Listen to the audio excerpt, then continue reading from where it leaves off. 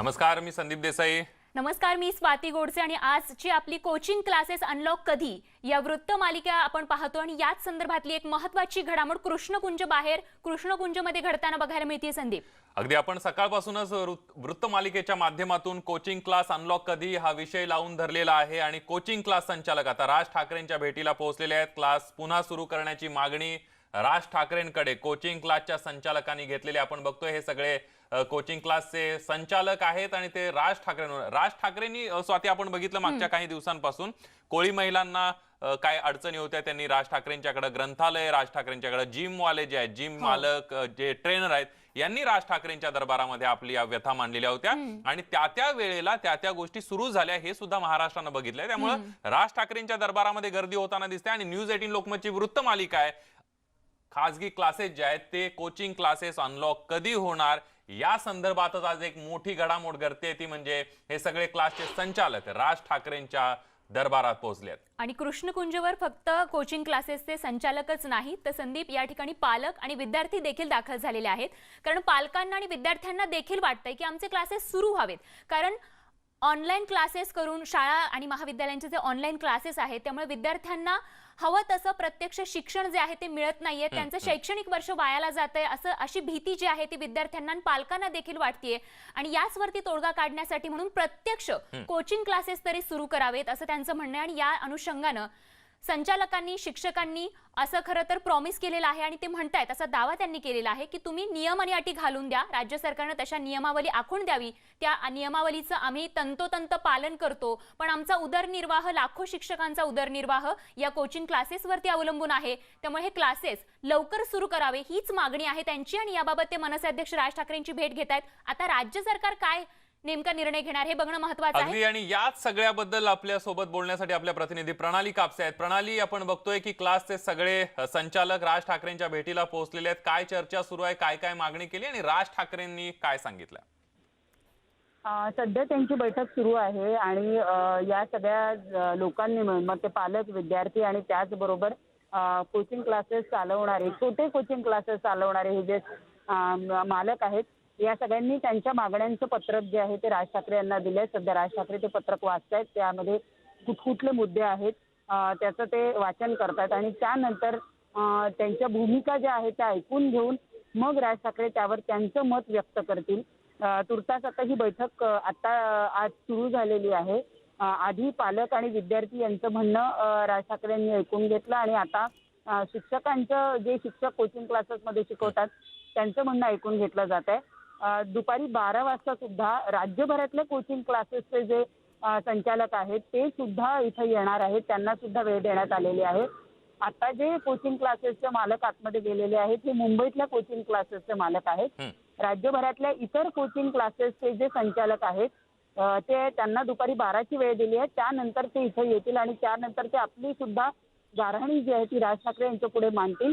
एकूणच राज्यभराचं प्रतिनिधित्व करणारे जे कोचिंग क्लासेसचे सगळे संचालक आहेत ते आज राज ठाकरे यांना भेटतायत आणि आपल्या मागण्या ज्या आहेत ते त्यांच्या पुढे सादर करताना दिसतात. त्यावर राज ठाकरे हे त्यांना काय आश्वासन देतात हे बघावं लागेल. प्रणाली, खरं तर आपण गेल्या काही तासांपासून, सकाळपासून या पालकांशी, शिक्षकांशी महत्त्वाचे म्हणजे त्यांच्याशी संवाद साधतोय. या सगळ्यामध्ये महत्त्वाचा जो घटक आहे तो म्हणजे तो विद्यार्थ्यांची देखील या दृश्यांमध्ये, जी कृष्णकुंज बाहेरच्या दृश्यांमध्ये दिसली की विद्यार्थ्यांची देखील संख्या आहे. या विद्यार्थ्यांशी आपला काय संवाद झालाय का? त्यांचं नेमकं काय म्हणणं आहे?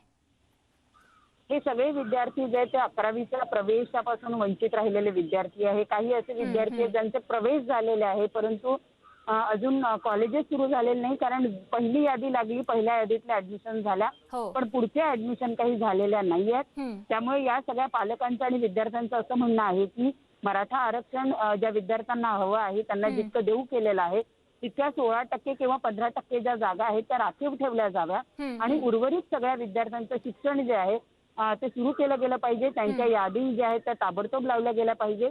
त्यामुळे ज्या विद्यार्थ्यांना मराठा आरक्षणाअंतर्गत प्रवेश घ्यायचा आहे त्यांच्या जागाही राखीव राहतील आणि ज्या विद्यार्थ्यांचं शैक्षणिक नुकसान होत आहे ते नुकसान सुद्धा वाचेल. त्यामुळे पालकांनी आणि विद्यार्थ्यांनी आता राज ठाकरे यांना साकडं घातलेलं आहे की त्यांची मागणी जी आहे ती राज्य सरकारपर्यंत पोहोचवावी, कारण हे करणं राज्य सरकारच्या हातात आहे. त्याच्यासाठी सर्वोच्च न्यायालयाच्या निर्णयाची वाट पाहण्याची गरज नाही.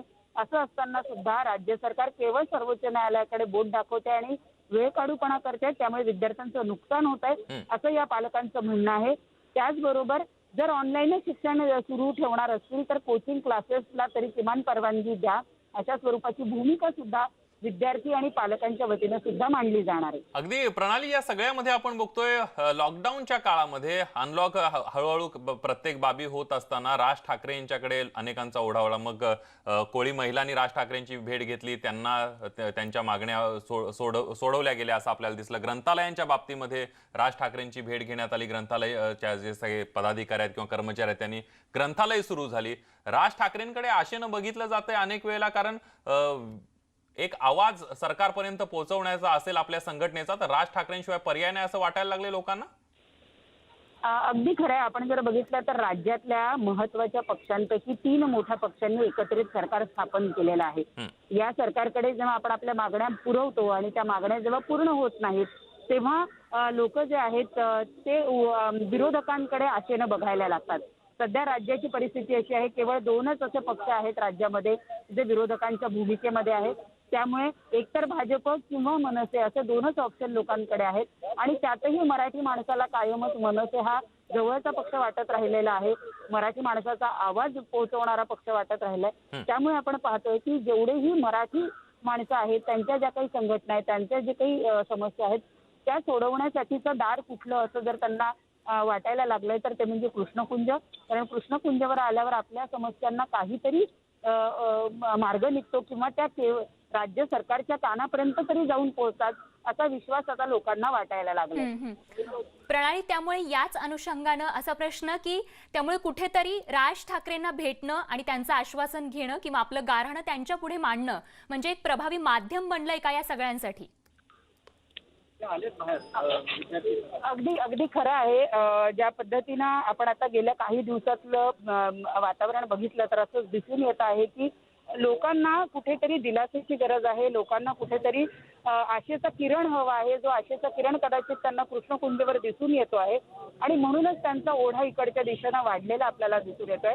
कोरोनाच्या काळामध्ये लोक आर्थिकदृष्ट्या, भावनिकदृष्ट्या सगळ्याच दृष्टीनं खचलेले आहेत. त्यांना कुठेतरी आधाराची गरज आहे आणि हा आधार त्यांना सरकारकडनं मिळत नाही, तेव्हा ते मनसे अध्यक्ष राज ठाकरे यांच्याकडे येतात आणि किमान त्यांची जी अपेक्षा असते की आपलं म्हणणं राज्य सरकारपर्यंत पोहोचवावं किंवा राज्यपालांपर्यंत पोहोचवावं, तर ते राज ठाकरे कायमच करताना दिसतात आणि म्हणूनच लोकांचा ओढा गेल्या काही दिवसांमध्ये सातत्यानं इकडे वाढताना आपण बघतो आहोत. अगदी प्रणाली, आपण बघतोय की सकाळपासूनच न्यूज 18 लोकमतच्या माध्यमातून खासगी जे कोचिंग क्लासेस आहेत त्यांचे शिक्षकांच्या काय अडचणी आहेत, जे क्लास चालक आहेत त्यांच्या काय अडचणी आहेत आणि ऑनलाईन शिक्षणामध्ये विद्यार्थ्यांना येत असलेल्या अडचणी या सगळ्या न्यूज 18 लोकमत मांडतंय. आणि यानंतर एक मोठी घडामोड घडते, ते म्हणजे क्लासेस सगळे संचालक, विद्यार्थी आणि पालक हे राज ठाकरे यांच्या भेटीला पोहोचलेले आहेत. राज ठाकरे यांना जे निवेदन देण्यात आले त्यामध्ये कोणकोणते मुद्दे मांडण्यात आलेत प्रणाली? खरं तर त्या पालकांकडनं जाणून घेऊया. हे सगळे पालक आत्ताच्या घडीला इथं आलेले आहेत.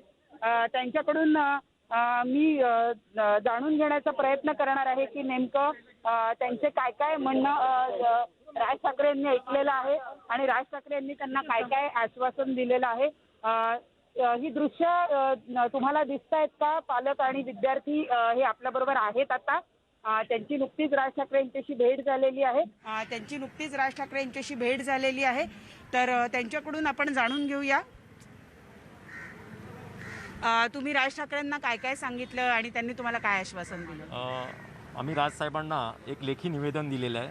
विद्यार्थी पालक समन्वय समिती यामार्फत एक लेखी निवेदन दिलेले आहे आणि राजसाहेबांनी ते निवेदन पूर्णपणे वाचलं आणि निवेदन वाचल्यानंतर त्यांनी ताबडतोब आपल्या महाराष्ट्राच्या शालेय शिक्षण मंत्री ज्या वर्षा गायकवाड मॅडम आहेत त्यांना ताबडतोब फोन केला आणि त्यांना सांगितलं की बाबा हे विद्यार्थी पालकवर्ग माझ्याकडे एक तक्रार घेऊन आलेले आहेत, तर तुम्ही यापुढे प्रवेशाची प्रक्रिया कधी चालू करणार? तर आज मला वाटतं त्यांची संध्याकाळी मीटिंग आहे आणि त्यानंतर वर्षा मॅडमनी सांगितलं राजसाहेबांना की मी तुम्हाला रात्री याबाबतचा खुलासा करते, असं त्यांनी सांगितलं. कोचिंग क्लासेसच्या संदर्भातला मुद्दा तुम्ही मांडला?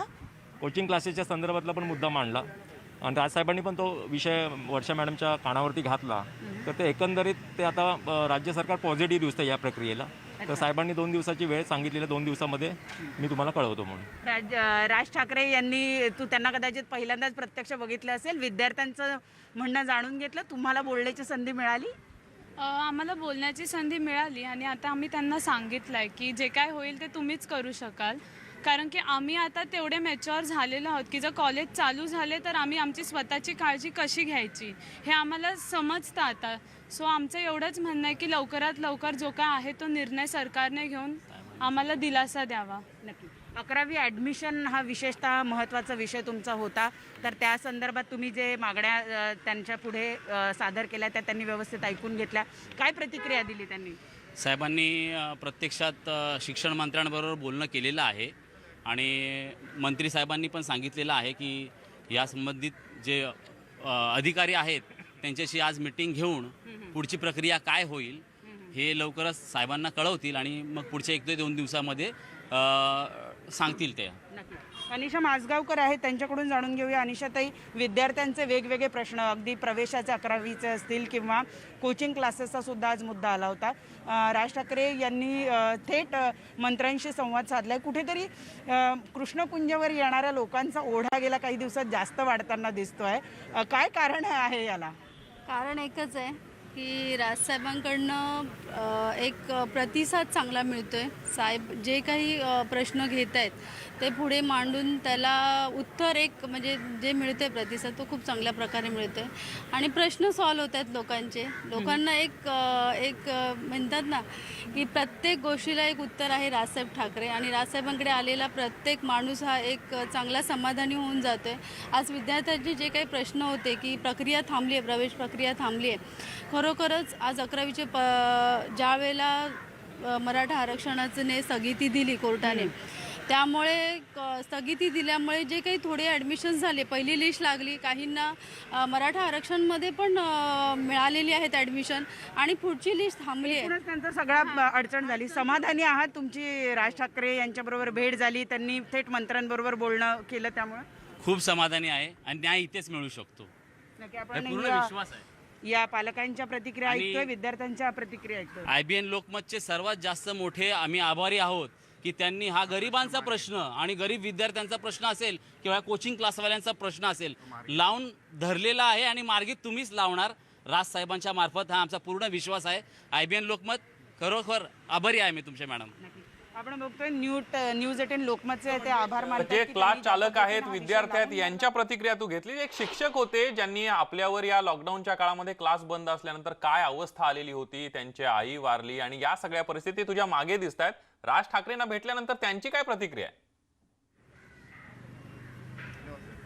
नक्की त्यांची पण मी प्रतिक्रिया जाणून घेईल. मगाशी तुम्ही सांगितलं की लॉकडाऊनच्या काळामध्ये तुमची आई वारली आणि अतिशय वाईट वेळ तुमच्यावर आलेली होती. आज आता इतक्या कालावधीनंतर राज ठाकरे यांच्यासमोर तुम्ही बोललात, त्यांच्यासमोर तुमचं गाऱ्हाणं मांडलं.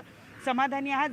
जरा मनाला थोडासा आधार मिळाल्यासारखं वाटतं? हां मॅडम, नक्कीच एक मराठी माणसांचा बुलंद आवाज आज सरकारपर्यंत पोहोचतो आणि यातून लवकरात लवकर काहीतरी प्रतिक्रिया आम्हाला पाहायला भेटेल, जेणेकरून 11वी जे ॲडमिशन थांबलेले आहे ते ॲडमिशन जर चालू झाले तर मुलांना, विद्यार्थ्यांना त्यातून दिलासा मिळेल.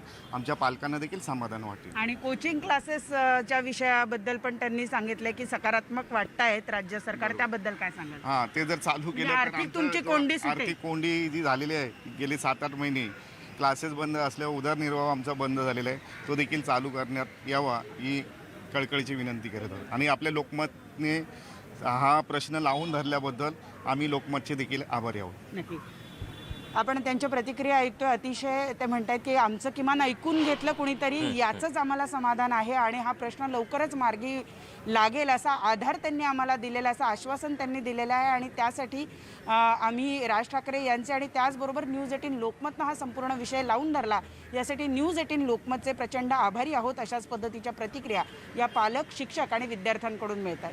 अगदी. आणि या सगळ्यामध्ये आपण बघतोय आता प्रणाली, धन्यवाद तुम्ही संपूर्ण या सगळ्या बातमीचं कव्हरेज केल्याबद्दल. आपल्यासोबत प्रणाली कापसे होत्या सकाळपासून, त्या पालकांशी, जे क्लास चालक आहेत त्यांच्याशी बोलतायत. राज्यभरातून स्वाती आपण हा सगळा आढावा घेतोय आणि त्यामध्ये सगळ्यात महत्वाची घडामोड म्हणजे मुंबईतले जे क्लास चालक आहेत, पालक आहेत आणि विद्यार्थी आहेत, त्यांनी राज ठाकरेंची भेट घेतली आणि थोड्याच वेळामध्ये आता राज्यभरातले क्लासचे संचालक आहेत ते सुद्धा भेट घेणार आहेत. अगदी. आणि कृष्णकुंजवरती या पालकांनी शिक्षकांनी मिळून एक निवेदन दिलेलं आहे आणि हे निवेदन स्वीकारल्यानंतर, हे निवेदन पाहिल्यानंतर, त्यांचं म्हणणं ऐकून घेतल्यानंतर शिक्षकांचं, पालकांचं, या ठिकाणी राज ठाकरेंनी त्यांच्या उपस्थितीतच, पालकांच्या, शिक्षकांच्या, विद्यार्थ्यांच्या उपस्थितीतच शालेय शिक्षण मंत्री वर्षा गायकवाड यांना फोन देखील केलेला आहे. आणि त्यामुळे आता शालेय शिक्षण मंत्री यांनी जसे शाळा, कॉलेज, महाविद्यालय ही दिवाळीनंतर सुरू होण्याचे संकेत दिले आहेत, तशाच अनुषंगाने निर्णय, तसे संकेत हे कोचिंग क्लासेस बद्दल देखील घेतले जातील का, हे पाहणं संदीप महत्त्वाचं ठरणार आहे. अगदी. आणि कोचिंग क्लासेस अनलॉक कधी ही वृत्तमालिका आपण सकाळपासून बघतोय. यामध्ये अतिशय मोठी घडामोड म्हणजे सगळ्या क्लासेसच्या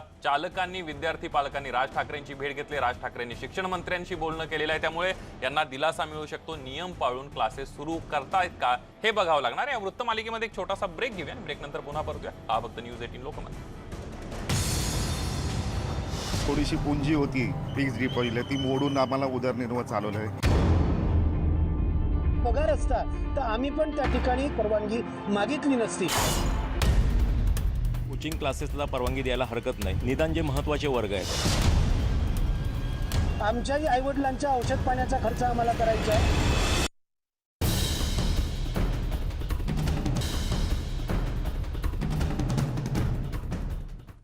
कोचिंग क्लासेस अनलॉक कधी या वृत्तमालिकेमध्ये आपल्या सगळ्यांचं पुन्हा एकदा स्वागत. आणि संदीप, आपण पाहतोय कुठेतरी मनसे अध्यक्ष राज ठाकरेंची काही वेळापूर्वी कोचिंग क्लासेस चालवणाऱ्या संचालकांनी, पालकांनी, विद्यार्थ्यांनी भेट घेतलेली आहे. त्यामुळे त्यांच्या आशा कुठेतरी पल्लवीत झाल्याचं आपल्याला बघायला मिळतंय.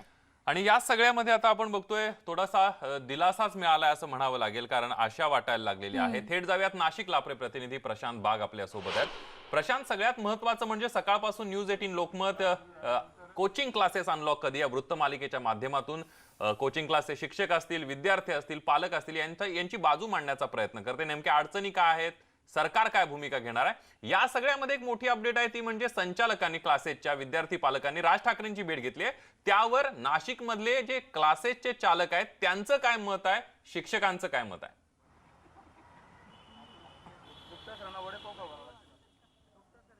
नक्कीच संदीप, म्हणजे सगळ्यात महत्त्वाचा विषय हा नक्कीच म्हणता येईल की संवेदनशील अत्यंत परिस्थितीमध्ये पर्यंत हा गेलेला आहे कोचिंग क्लासचा विषय. कारण आपल्या राज्यातले जवळपास 25 लाख शिक्षक आणि कर्मचाऱ्यांचे कुटुंब सुद्धा याच्यावर अवलंबून आहे. जवळपास 3.5 ते 4 कोटी विद्यार्थी आज कोचिंग क्लासच्या माध्यमातून शिकताय, पण त्यांना दिलासा मिळत नाहीये. मुळे सर, खरं तर तुम्ही ही सगळी संघटना चालवतात, राज्य पातळीवर तुमचे प्रयत्न चालले. आज राज ठाकरे यांना तुमचे सगळे प्रतिनिधी भेटले, एक सकारात्मक चर्चा झाली आहे. का राज ठाकरेंपर्यंत पोहोचायची इच्छा आली? गेल्या 7 महिन्यांपासून क्लासेस बंद असल्याने जवळपास म्हणजे छोटे, मध्यम आणि मोठे सर्वच क्लास चालकांचे हाल चालू आहेत. आणि सरकार शाळा आणि क्लासेस यांना एकत्र तोलत असल्यामुळे हा निर्णय सरकारकडून होत नाही आहे. त्यामुळे आणि सर्व जिल्ह्यांमध्ये आणि राज्यामध्ये सुद्धा जिल्हाधिकारी, मुख्यमंत्री, त्या जिल्ह्यांचे पालकमंत्री या सर्वांना निवेदनं झाली, आश्वासनं मिळाली, परंतु अद्यापही कोणताही ठोस निर्णय न होत असल्यामुळे आम्हाला आज राज ठाकरे सरांना भेटावं लागलं. नक्कीच, म्हणजे की खरं तर उद्धव ठाकरे मुख्यमंत्री म्हणजे सरकार, राज ठाकरे पक्ष दुसरा, भाऊ त्यांचेच, प्रति सरकार का? हो, तसंच वाटतंय की प्रति सरकार चालवण्याची वेळ आलेली आहे. पण जसं ज्या पद्धतीने शाळांचा सर्वे केला गेला की पालक शाळेमध्ये विद्यार्थ्यांना पाठवायला तयार आहेत का नाही, तर तिथून 80% नाही येत आहे. पण ह्या पद्धतीने जर क्लासेसच्या बाबतीत सर्वे झाला तर निश्चितच पालक आमच्या कोचिंग क्लासेसला पाठवायला तयार आहेत, कारण शाळेमध्ये संख्या ही हजारोने असते. आणि हाच मुद्दा ज्या शिष्टमंडळाने राज ठाकरे यांच्यासमोर मांडला, ते महाराष्ट्राने पत्री सरकार बघितलं, प्रति सरकार सुद्धा बघताय. कुठेतरी शरद पवारांनाही साकडा घालताय, राज ठाकरेंपर्यंत तुम्ही पोहोचताय. सर्वात महत्त्वाचं सर, आमच्या क्लास चालकांचा प्रश्न सुटणं महत्त्वाचं आहे. तो कोणाकडून नाही सुटो. राज ठाकरे असतील, आदरणीय राज ठाकरे असतील, शरद पवार साहेब असतील किंवा मुख्यमंत्री उद्धव ठाकरे जे असतील, यांनी हा प्रश्न बघणं खूप गरजेचं आहे. कारण क्लास चालक खूप अडचणीत आहेत आजच्या परिस्थितीमध्ये. क्लास चालक प्रचंड अडचणीत आहे, कुटुंब उद्ध्वस्त होण्याच्या मार्गावर आहे, काय सांगाल?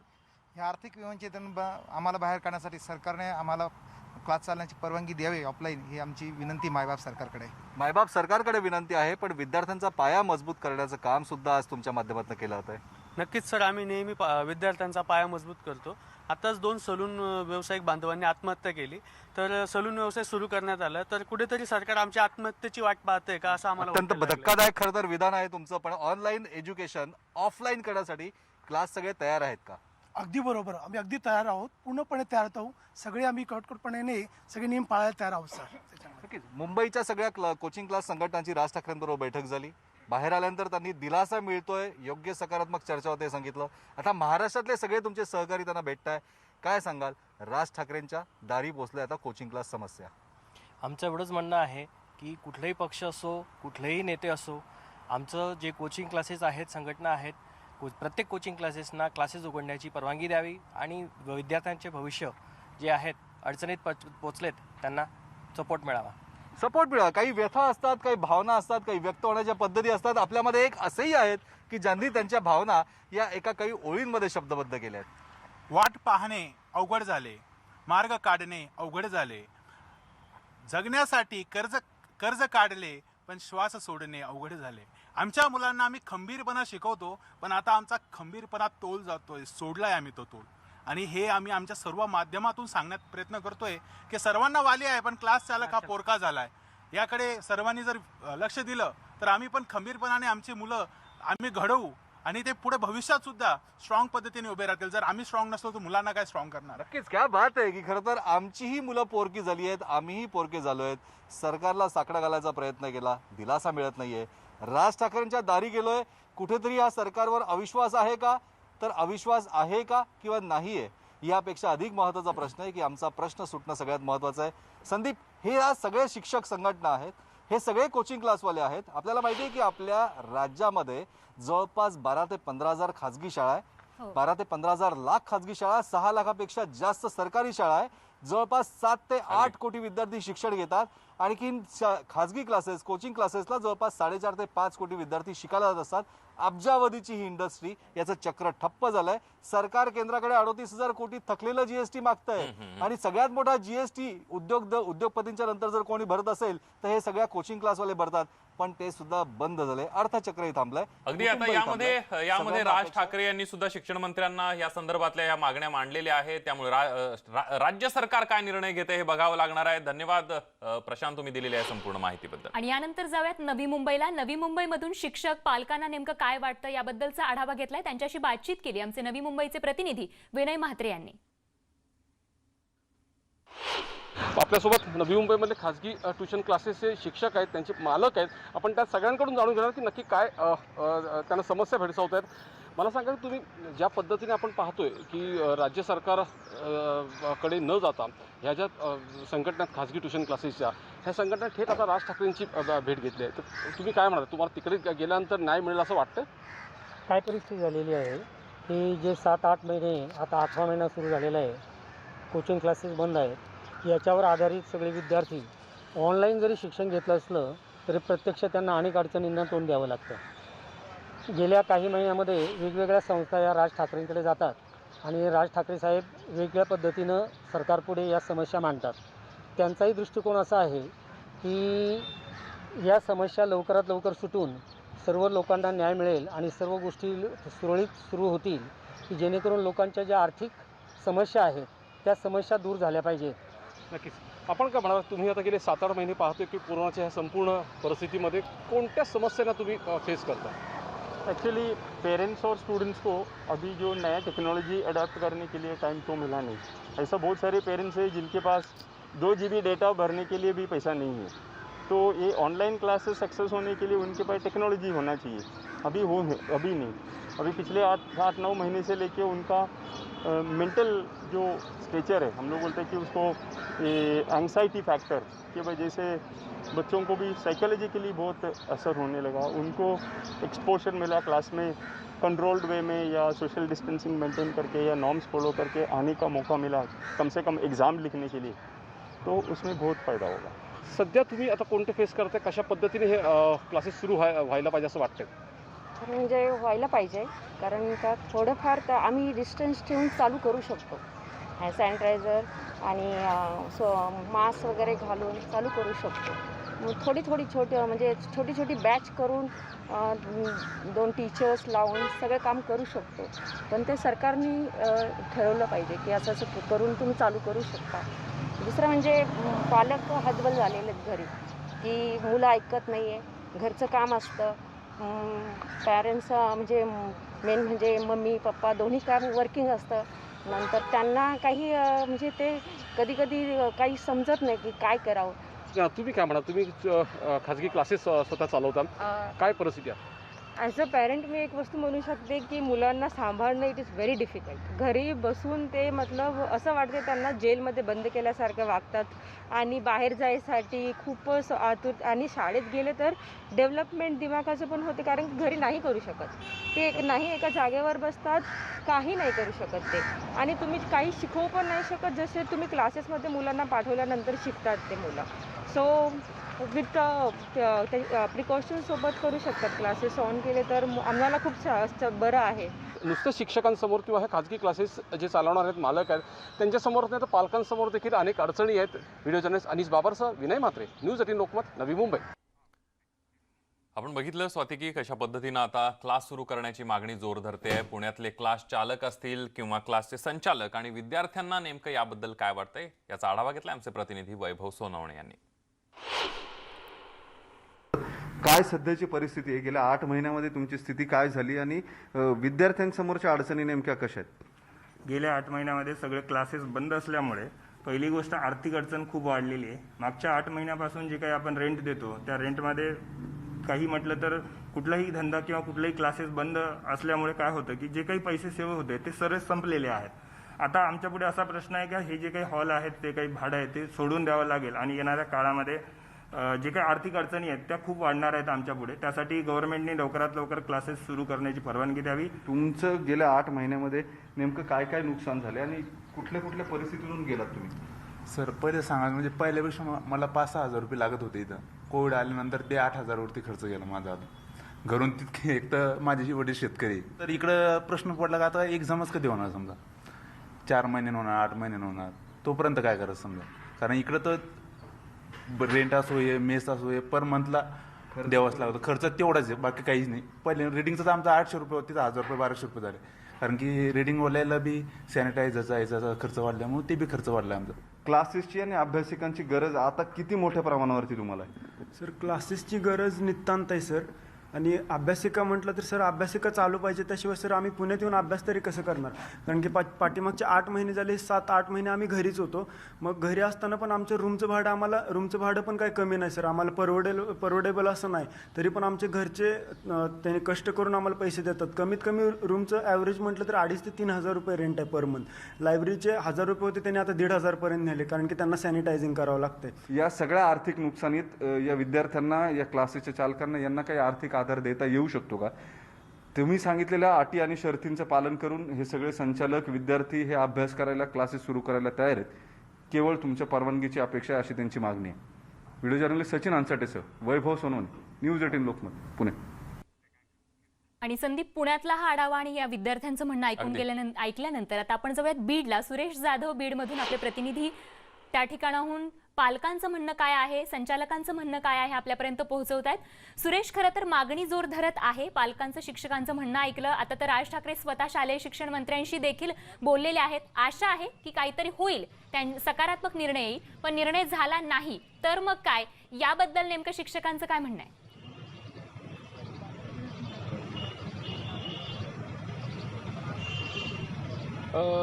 याचबरोबर स्वाती, माझ्यासोबत काही नीटची तयारी करणारे जे विद्यार्थी आहेत ते विद्यार्थी सुद्धा आहेत. त्यामुळे त्यांच्याकडून सुद्धा आपल्याला ही गोष्ट समजून घेता येईल की त्यांचं काय नुकसान होत आहे, काय नुकसान होतं. नीटची परीक्षा आहे, बाकीच्या ठिकाणी क्लासेसला सुरुवात झालेली, मात्र आपल्या महाराष्ट्रामध्ये सुरू नाही. काय अडचण येणार आहे? एकतर आमचे डाऊट तितकेसे क्लिअर होत नाहीत, डोळ्यांचे वगैरे प्रॉब्लेम आहेत आणि इतर राज्यात सुरू झाल्यामुळे आपल्या राज्यातील मुलं मागे राहतील अशी भीती आहे. अच्छा, यासाठी काय केलं पाहिजे? यासाठी आता लवकरात लवकर कोचिंग क्लासेस सुरू करायची गरज आहे. कोचिंग क्लासेस शिवाय नीटची तयारी होऊ शकत नाही, कारण नीटचा सिलेबस हा पूर्णपणे NCERT बेस्ड असतो आणि कॉलेजमध्ये आपण बघतोय काही तांत्रिक कारणांमुळे आपला बीडशी संपर्क तुटलेला आहे. मात्र बीड मधल्या विद्यार्थ्यांचं जी नीटची परीक्षा, नीट असेल, JEE असेल, या सगळ्या किंवा स्पर्धा परीक्षा असतील, या परीक्षांचा अभ्यास करणाऱ्यांचे सुद्धा मोठ्या अडचणी आहेत. आणि हे क्लासेस सुरू करायला काहीच अडचण नव्हती, कारण हे विद्यार्थी मोठे असतात, ते स्वतः काळजी घेऊ शकतात. त्यामुळे या बाबतीमध्ये गांभीर्यानं विचार करणं खूप महत्वाचं आहे. खरं. आणि शालेय शिक्षण मंत्र्यांनी देखील तसंच म्हणलंय की कळत्या वयातली जी सुज्ञ मुलं आहेत, 8वीच्या पुढची त्यांच्याच शाळा सुरू करण्याबाबत निर्णय घेऊ शकतं असे संकेत त्यांनी दिवाळीनंतर सुरू होतात असे संकेत त्यांनी दिलेले आहेत. त्यामुळे आता निर्णय काय होतो हे बघणं महत्त्वाचं ठरणार आहे. तर कोचिंग क्लास पुन्हा सुरू करावेत या मागणीच्या पार्श्वभूमीवरती वसईतील पालक आणि क्लास संचालकांच्या काय प्रतिक्रिया आहेत जाणून घेण्याचा प्रयत्न केला आमचे प्रतिनिधी विजय देसाई यांनी. कोचिंग क्लासेस अनलॉक करण्यासाठी आज मनसे अध्यक्ष राज ठाकरे यांचे कोचिंग क्लासेसवाले भेट घेणार आहेत. आपल्या वसई विरारमधील जे पालक आहेत, जे कोचिंग क्लासेसवाले आहेत, त्यांचं काय म्हणणं आहे आपण जाणून घेऊया. माझ्यासोबत एक पालक आहेत. सर सांगा, काय अवस्था आहे सध्या विद्यार्थ्यांची? सर्वप्रथम मी न्यूज 18 लोकमतचे आभार मानतो की त्यांनी हा प्रश्न धरला आणि पालकांच्या व्यथा जाणून घेतल्या. नालासोपारा वसई विरार परिसरामध्ये सर्वात प्रथम विजेचा प्रॉब्लेम आहे. त्याच्यामुळे वीज असते नसते. सर्वच पालक हे मध्यमवर्गीय असल्यामुळे त्यांच्याकडे लॅपटॉप्स आणि अँड्रॉईड फोन अशा सुविधा उपलब्ध नाही आहेत आणि नेटसुद्धा हे फ्लक्च्युएटिंग असतं, कंटिन्यू नसतं. त्याच्यामुळे मुलांना शिक्षण व्यवस्थित भेटत नाही ऑनलाईन शिक्षणाद्वारे. त्याचबरोबर जे मन लागलं पाहिजे घरामध्ये तेही लागत नाही. जे क्लासेसचं एन्व्हायरमेंट असतं जिथे स्ट्रिक्टली शिकवलं जातं त्या गोष्टी होत नाही आहेत. त्याच्यामुळे कुठेतरी हे संपूर्ण फिजिकली एज्युकेशन चालू झालं पाहिजे अशी आमची मागणी आहे.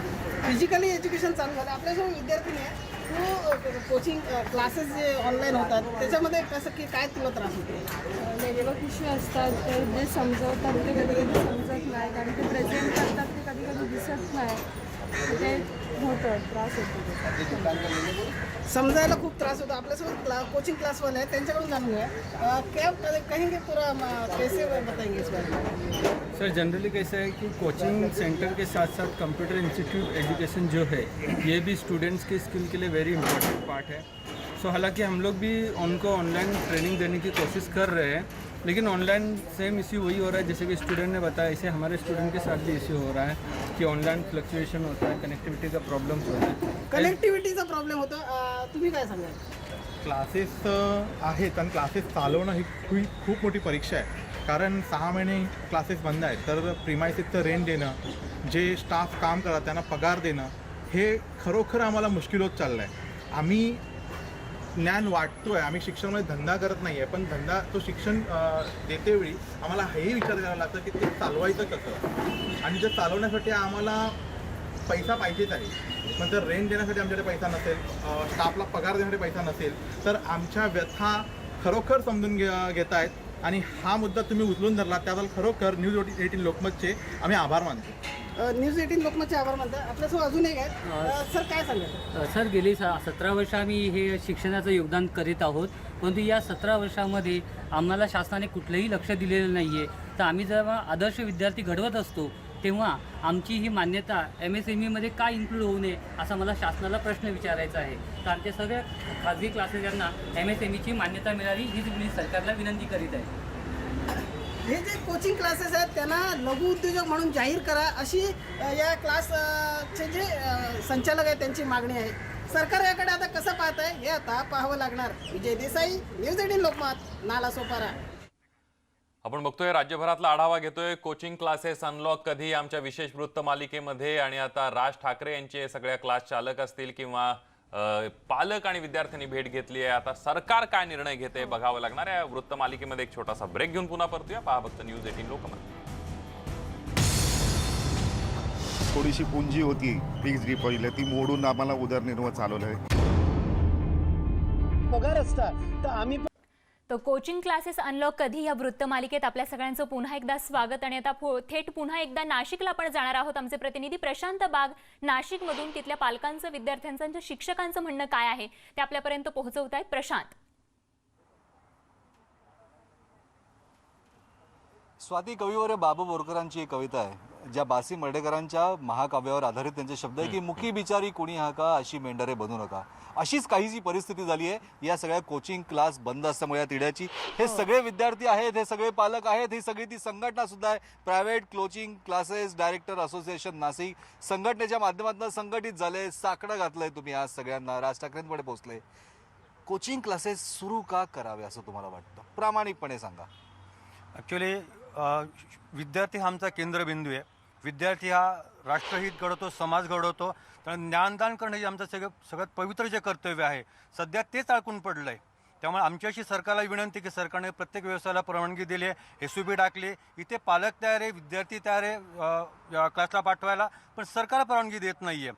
तर मला असं वाटतं सरकारने या गोष्टींचा विचार करावा की आर्थिक नुकसान सरकारचं काही वर्षात भरून निघू शकतं. पिढीचं जे नुकसान होणार आहे, शिक्षणातलं जे नुकसान होणार आहे, ते मात्र कधी भरून निघणार नाही. अत्यंत महत्वाचा प्रश्न तुम्ही हे सांगितलंय. बोलता त्यांनी एक अखेरचं वाक्य खरं तर त्यांच्या बोलण्यातनं गेलं की हे वर्षच रद्द करावं की काय, अशा प्रकारचा विचार त्यांनी व्यक्त केलाय. काय सांगाल? नाही, ते तर शक्यच नाही. वर्ष जर पूर्ण कॅन्सल जर केलं गेलं तर मुलांचंच नुकसान होणार आहे. आणि सरकारला एक विनंती आहे, हात जोडून विनंती आहे की आमचं अर्थनियोजन अतिशय बिघडलेलं आहे. त्यामुळे सरकारने क्लासेस चालू करावे, अन्यथा दिवाळीनंतर आम्ही सगळेजण क्लासेस चालू करण्याच्या विचारात आहोत. थेट इशारा सरकारला तुम्ही देताय की दिवाळीनंतर, म्हणजे की दिवाळं वाजायची वेळ आली आहे म्हणून दिवाळीनंतर तरी प्रकाश पेटवायचा विचार आहे का? सर, आम्ही खरोखर आर्थिक अडचणीमध्ये आहोत आणि सरकारने सगळ्या उद्योगांना क्रमाक्रमाने परवानगी दिलेली आहे. पण आम्ही एवढी रिक्वेस्ट करून सुद्धा सरकार आमच्याकडे कुठलंही लक्ष देत नाही आहे आणि कुठलंही आर्थिक पाठबळ आम्हाला मिळत नाही आहे. त्यामुळे क्लासेस चालू करण्याशिवाय आमच्याकडे कुठलाही पर्याय राहिलेला नाही आहे. हो, पण अशा परिस्थितीमध्ये खरं तर कायद्याचा धाक दाखवला जातो. पण या सगळ्या परिस्थितीमध्ये म्हणजे की तुमच्याकडे ते राहिली, पण विद्यार्थ्यांची काळजी घेणं म्हणजे आपण ऑनलाईन टू ऑफलाईनकडे ज्यावेळेस वर्ग करतो त्यावेळेस प्रत्येक ठिकाणी सोशल डिस्टन्सिंग असो, सॅनिटायझेशन असो, आरोग्य सुविधा असो, कशी पूर्वतयारी केली आहे? यासाठी आम्ही सर्व ज्या काही शासनातर्फे सूचना प्रसारित केल्या जातात त्या स्वतः आम्ही आत्मसात केल्या आणि त्याच विद्यार्थ्यांच्याही गळे उतरवण्याचा, पालकांच्याही गळे उतरवण्याचा आमचा सतत प्रयत्न चालू असतो. त्यामुळे क्लासेस सुरू झाल्यानंतर ह्या गोष्टींची सर्व अंमलबजावणी आमच्यामार्फत केली जाणारच आहे आणि त्याची पूर्वतयारी आम्ही करून ठेवलेली आहे. परंतु आता असं झालेलं आहे की प्रत्येक गोष्टीला एक लिमिट असतं. ते लिमिट आता जवळजवळ ओव्हर झालेलं आहे. प्रत्येकाची एक क्षमता असते, ती क्षमता आता संपलेली आहे. त्यामुळे आता सरकारने आमच्या या सगळ्या मागण्यांचा विचार करून दिवाळीच्या पूर्वी एक अधिसूचनाकडून सर्वांना क्लास सुरू दिलासा मिळावा. खरं तर प्रत्येक पालक त्याच्या कुटुंबाचा विचार करतो आणि प्रत्येक शिक्षक याचं सुद्धा एक कुटुंब असतं. याचा विसर पडलाय सरकारला असं तुम्हाला म्हणायचं? नक्कीच वाटतं सर, कारण कसं आहे आज विद्यार्थ्याची मानसिकतेचा कोणी विचारच करत नाही. आता जस्ट मला 2-3 फोन आले विद्यार्थ्यांचे की सर क्लासेस कधी चालू करणार आहे, कारण ऑनलाईनमध्ये आम्हाला जे तुम्ही शिकवता ते काही कळत नाही आहे आणि ऑफलाईनमध्ये जे आम्ही मुलांची नुसती बॉडी लँग्वेज कळून आम्हाला कळून येतं की मुलाला हा टॉपिक समजला आहे की नाही समजला आहे. त्यामुळे आम्ही त्याला तो टॉपिक त्याला जोपर्यंत समजत नाही तोपर्यंत आम्ही त्याला शिकवण्याचा प्रयत्न करतोय आणि आज मुलं कुठेतरी ते मिस करतायत. त्यामुळे मुलांना शैक्षणिक दृष्टिकोनातून आज खूप मोठं नुकसान होणार आहे. विद्यार्थ्यांचं नुकसान होत आहे, खरं तर तळमळ आहे, कळकळ सुद्धा आहे, धग पोचत नाहीये का? हो सर, जिवंत शिक्षक समोर उभं राहिल्यानंतरही विद्यार्थ्याला अनेक अडचणी असतात, त्या त्यांच्या चेहऱ्यावरून आम्ही त्यांना सांगू शकतो. पण ऑनलाईन शिक्षणात प्रत्येक विद्यार्थ्याचा चेहरा आम्ही बघू शकत नाही, त्याला कितपत कळतंय हे आम्हालाही कळत नाही आणि त्यामुळे लवकरच ऑफलाईन क्लास सुरू झाले तर विचारांची देवाणघेवाण होईल आणि विद्यार्थी म्हणजे भारताचा पुढचा नागरिक चांगला घडवण्यात आमचा हातभार लागू शकतो. म्हणून क्लासेस ऑफलाईन सुरू झालेच पाहिजेत. नक्कीच एक संस्कारक्षम पिढी घडवण्याचा एक वेगळी जी यंत्रणा आपल्याला म्हणता येईल. कोचिंग क्लासेसच्या माध्यमातून काय होतं संदीप, तर एक संस्कारक्षम पिढी घडवली जाते आणि या माध्यमातून त्या प्रत्येक विद्यार्थ्याच्या भविष्याचा विचार सरकारने करणं आवश्यक आहे. ते पालक सुद्धा करताय, आम्ही सुद्धा ते करतोय, पण आम्हालाही कुटुंब आहे, आम्हाला सुद्धा जबाबदारी आहे. जर का दिवाळीमध्ये दीपोत्सव करून आपण एक नवीन ज्ञान प्रज्वलित करू शकतो तर याच दिवाळीमध्ये सुद्धा आमच्या या सगळ्या कोचिंग क्लासेसवर जे सरकारनं कार्बन झटकलंय, काजळी झटकली, ती झळकावी, आणखीन आम्हाला सुद्धा परवानगी मिळावी, हे सगळ्यात महत्त्वाचा विचार व्यक्त करतायत सगळे नाशिकचे, सगळे हे कोचिंग क्लासेसचे संचालक, पालक सुद्धा. अगदी प्रशांत, आपण बघितलं सगळ्यांची भूमिका तेच आहे. क्लासेसचे चालक असतील, शिक्षक असतील, यांचं आर्थिक गणित कोलमडलेलं आहे. कुणाचे EMI आहे, दवाखाना आहे, सगळ्या अडचणी असतात आणि या सगळ्या पार्श्वभूमीवर आता क्लासेस सुरू करायला हवेत. त्याने इशारा पण दिलाय, दिवाळीपर्यंत जर सरकारनं निर्णय घेतला नाही तर कोणत्याही परिस्थितीत खासगी क्लासेस सुरू केले जातील. प्रशांत, धन्यवाद तुम्ही दिलेल्या या संपूर्ण माहितीबद्दल. आणि यानंतर आपण जाऊयात अमरावतीला. संजय शेंडे आपले सहकारी, त्यांनी अमरावतीतल्या नेमक्या शिक्षकांना, पालकांना आणि विद्यार्थ्यांना काय वाटतं याचा आढावा घेतलाय, बघूया. माझ्यासोबत अमरावती शहरातून काही कोचिंग क्लासेस संचालक आहेत, आपण त्यांच्याकडून जाणून घेऊया. सर, मला सांगा नेमकी कोचिंग क्लास संचालकाचे काय अडचण आहे? सर्वात महत्त्वाची अडचण आर्थिक आहेत आणि शिवाय शैक्षणिक पण विद्यार्थ्यांचं नुकसान मोठ्या प्रमाणावर होत आहे. गेले 8-9 महिन्यापासून जवळपास विद्यार्थ्यांचा अभ्यासासोबत संपर्कच संपलेला आहे. ऑनलाईन शिक्षण म्हणायला चालू आहे, पण ऑनलाईन शिक्षण संपूर्ण महाराष्ट्रभर आपण जर विचार केला तर ग्रामीण भागामध्ये ऑनलाईन शिक्षणाच्या अनेक अडचणी आहेत. काही पालक मोबाईल घेऊ शकत नाही, काही पालक त्या मोबाईलचा रिचार्ज मारू शकत नाही, रिचार्ज मारला तर नेटवर्क नसतं, कधी मुलांचे डोळे दुखतात, मान दुखते, पाठ दुखते आणि म्हणून सुरुवातीला पूरक म्हणून आपण थोड्याफार प्रमाणामध्ये त्या ऑनलाईन शिक्षणाचा वापर केला होता. पण ऑनलाईन शिक्षण हे कायमची व्यवस्था होऊ शकत नाही. मला सांगा, कोचिंग क्लास सुरू केले तर तुम्ही सगळी काळजी घ्यायला तयार आहे का? आम्ही कोचिंग क्लासेस जर परवानगी मिळाली तर आम्ही पुरेपूर काळजी घेऊ. एका बेंचवर एक विद्यार्थी, सोशल डिस्टन्सिंगचे नियम, मास्क, सॅनिटायझर, रूमची स्वच्छता असेल, सगळ्या गोष्टीची काळजी घेऊन आम्ही आता कोचिंग क्लासेस सुरू करायला तयार आहे. शासनाने आमची जास्त अंत न पाहता आता कोचिंग क्लासेसला परवानगी द्यावी. आम्हाला अडचणीशी आहे. 100 विद्यार्थी ट्युशन्सला आहे, परंतु त्यामध्ये फक्त 25 विद्यार्थी ऑनलाईन असतात, बाकीचे काही पाहत नाही कारण त्यांची तेवढी सुविधा नाही. हे मेन प्रॉब्लेम आहे. निश्चितच सगळे जे विद्यार्थी आहेत ते ऑनलाईन नसतात, पालक आपल्यासोबत आहे. मला सांगा नेमकं की तुम्ही पालक म्हणून तुमच्या मुलांचं काय नुकसान होत आहे हे क्लासेस बंद असल्यामुळे? सर्वात महत्त्वाचं सर, शिक्षक जेव्हा शिकवतात ऑनलाईन तेव्हा त्यांच्यासमोर विद्यार्थी नसतात आणि विद्यार्थी समोर नसला की शिक्षकांना तो टेम्पो मिळत नाही शिकवायचा. त्याच्यामुळे सगळ्यात महत्त्वाचं, शिक्षकही कॉन्सन्ट्रेट पुरेपूर करू शकत नाही. बरेचदा असं होतं की विद्यार्थ्यांच्या चेहऱ्यावरून शिक्षकांना लक्षात येतं विद्यार्थ्यांना किती समजतं आहे. ऑनलाईनमध्ये हा खूप मोठा प्रॉब्लेम आहे आणि त्याच्यामुळे काय होऊन राहिलं की विद्यार्थ्यांचा बरं घरी अभ्यास करताना समजा ऑनलाईन क्लासेसही सुरू असले, घरी कोणी आले, पाहुणे आले, काही आलं, आईने आवाज दिला, वडिलांनी आवाज दिला तर मध्ये ब्रेक होऊन जातं. हा सगळ्यात महत्त्वाचा प्रॉब्लेम आहे. पोरांना नेटवर्कचा प्रॉब्लेम असतो, पुष्कळदा तर नेटवर्क लागत नाही. बरेचदा विद्यार्थी इकडे ऑनलाईन मोबाईल घेऊन बसलेला असतो, तिकडे शिक्षक शिकवण्याच्या याच्यात असतात पण एकमेकांची कनेक्टिव्हिटी राहत नाही. ऑनलाईन क्लासेस खरं तर निश्चितच विद्यार्थ्यांसाठी फायद्याचं नसं सांगत आहे. विद्यार्थी म्हणून मला सांगतो, तू कोणत्या 10व्या वर्गात आहे, तुझं काय नुकसान होत आहे? मी अभ्यास कोचिंग क्लासेसचा विद्यार्थी आहे, वर्ग 10चा.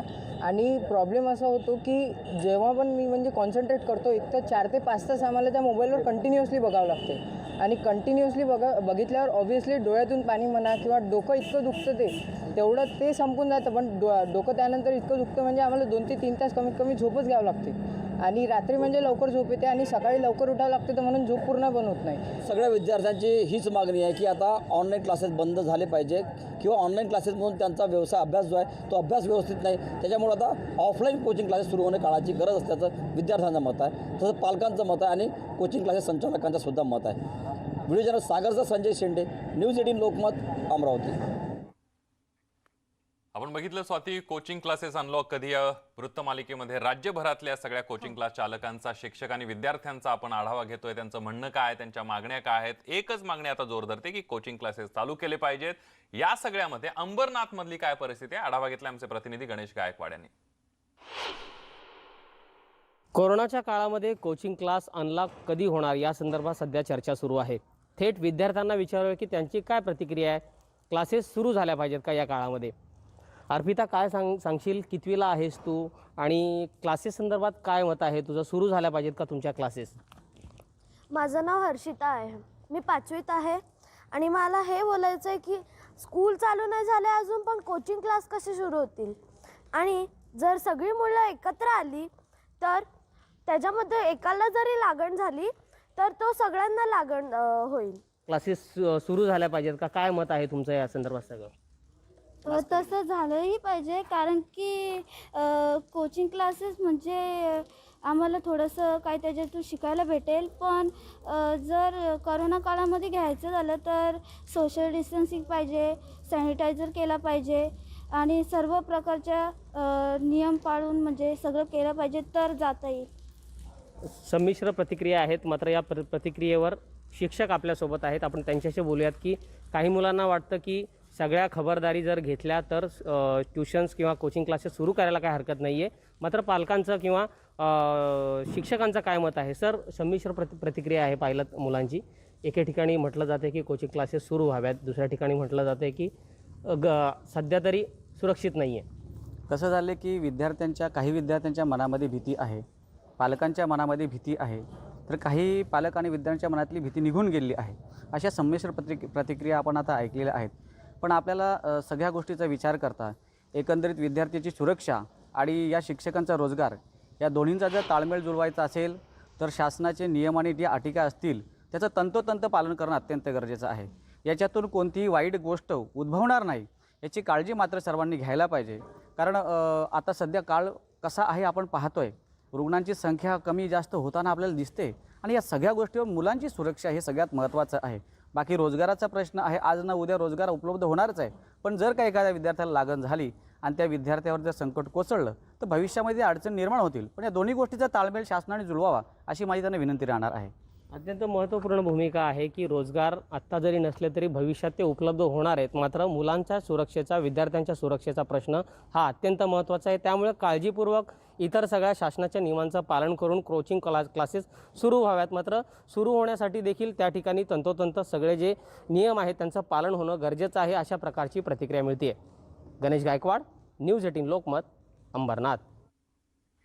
आपण बघतोय एकंदरीतच राज्यभरातला या सगळ्या वृत्तमालिकेमध्ये कोचिंग क्लासेस अनलॉक कधी हे न्यूज 18 लोकमत सकाळपासून वृत्तमालिका चालवतोय आणि यामध्ये शिक्षक असतील, कोचिंग क्लासेसचे पालक असतील किंवा विद्यार्थी असतील, क्लासेसचे चालक असतील, या सगळ्यांचं म्हणणं आहे आता खूप मोठा कालावधी गेलेला आहे या सगळ्यामध्ये आणि आता कोरोनाची स्थिती सुद्धा थोडी आटोक्यात आलेली आहे, त्यामुळे क्लासेस सुरू करायला हवेत. सगळ्यांचं म्हणणं हेच आहे आणि जर दिवाळीपर्यंत केले नाहीत तर क्लासेस स्वतः सुरू करणार असा इशारा सुद्धा अगदी दिला. खरे. लाखो शिक्षकांचा उदरनिर्वाह याच्यावरती अवलंबून आहे आणि अनेकांनी ही वृत्तमालिका या विषयावरती या ठिकाणी घेतल्याबद्दल न्यूज 18 लोकमतचे आभार देखील मानलेले आहेत. त्यामुळे लवकरच या सगळ्यांना न्याय मिळावा अशा पद्धतीचं वर्षा गायकवाड, शालेय शिक्षण मंत्री काही निर्णय घेतात का, दिवाळीनंतर शाळा सुरू होण्याचे संकेत दिलेत, तसेच कोचिंग क्लासेस बद्दलही काही संकेत मिळतात का, काही निर्णय होतो का, हे बघणं महत्त्वाचं ठरणार आहे. या वृत्तमालिकेतून हा संवाद असा सुरू राहील. मात्र तुर्तास या बुलेटिनमध्ये वेळ झाली इथेच थांबण्याची. ताज्या अपडेटसह लगेच परत येतो. बघत रहा न्यूज 18 लोकमत. थोडीशी पुंजी होती फिक्स डिपॉझिट, ती मोडून आम्हाला उदरनिर्वाह चालवला आहे.